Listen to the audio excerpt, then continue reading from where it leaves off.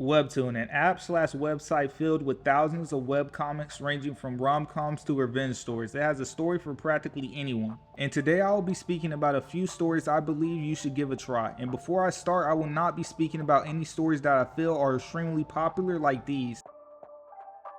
Also, there will be slight spoilers of each story, but nothing past the first 3 chapters. And with that, let's begin with the first story. And to be honest, I can't pronounce his name, so I'm just gonna get Google Translate on it.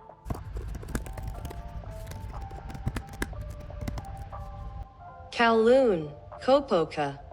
And with that, we start the story off with people in chains and a monologue from the main character, Gente. He speaks about how after his parents him and his sister had lost their freedom and had to live in a cage. We then cut to 2 men outside their cage speaking about his sister, who turns out to be albino, which means essentially she cannot produce any melanin, leading to white hair and pale skin. One of the men decides to purchase her, which obviously angers Gente. So he tries to stand on business, but at this point in time, Gente is just a Ghanaian facing against Jonin, so he gets stomped on. They give him a chance to grovel at their feet, but Gente isn't going for any of that and spits on one of the man's face. So the man in the suit has another one of his boys take Gente's sister away while he beats on Gente. We then time skip to 2 years later, where the guards are talking about getting rid of Gente for not being useful, but then the compound gets attacked. With bodies on the ground, Gente looks up and sees a figure who breaks Gente out of his cell. We then enter a deep monologue from Gente where we learn the man who saved them name is Shin Kim, and he was training nearby when he saved Gente.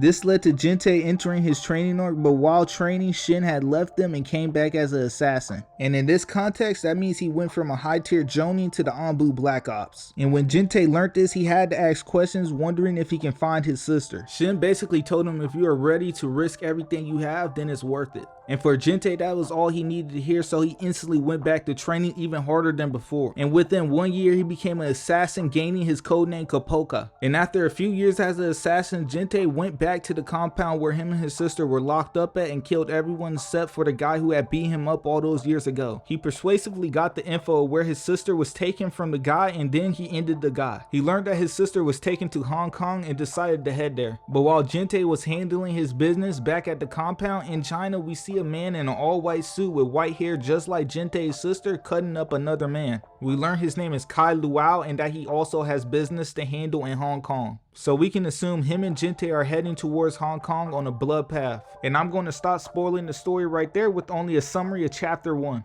While I'm recording this, the story currently has 32 chapters and it's on hiatus as of now. I suggest y'all go read it if y'all like action thrillers. It feels as if you're reading a K-drama. So if you like K-dramas, I highly suggest you go check out Kowloon, Kopoka on Webtoon. But up next, I have even more heat for y'all with the story Fatal Reset. We start off with the main character Johan giving a deep monologue about death while killing a huge monster. We learn that he's doing security for an old man with a cart for a ride to Seeker Academy. In this world, Seekers are people who use magic to serve humanity. This ranges from simple missions about hunting monsters to journeys across hidden lands. Seekers gain wealth, knowledge, and honor by doing these missions despite the danger.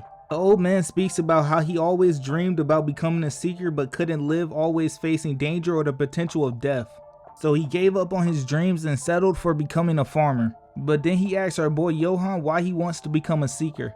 Then we get this vague image of a kid that's most likely Johan standing behind a hidden figure. We learn whoever the man is in this image is one of the best seekers in the world and inspire Johan to become one. We also get a side note that Johan loves to read before they reach a camp to rest at since it's getting dark. They make it to the camp and start talking to other people, and we learn that the beast Johan had killed earlier is called that word. I'll just put it up on screen. They meet a girl named Gabriella who is also an aspiring seeker just like Johan, and an actual seeker named Tonio.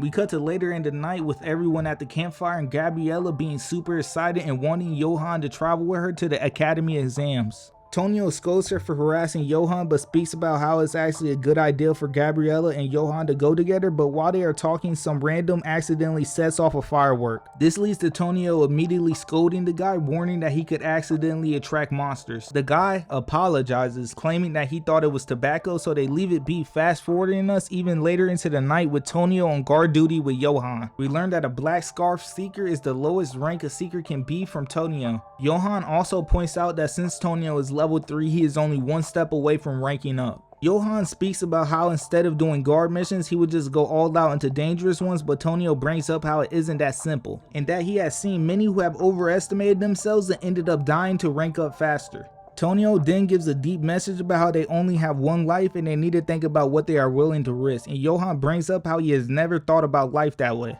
They then get interrupted by a group of bandits and immediately get ready for action. One of the bandits send out a fireball, catching Tonio and Johan off guard, having to dodge the attack. The attack wakes up everyone at the camp, including Gabriella. Then the random from earlier with the fireworks comes out the bushes, revealing he's been working for the bandits. And it turns out when he accidentally set off the fireworks, he actually sent out a signal to attack the camp. Gabriella makes it to where Johan and Tonio are ready for action.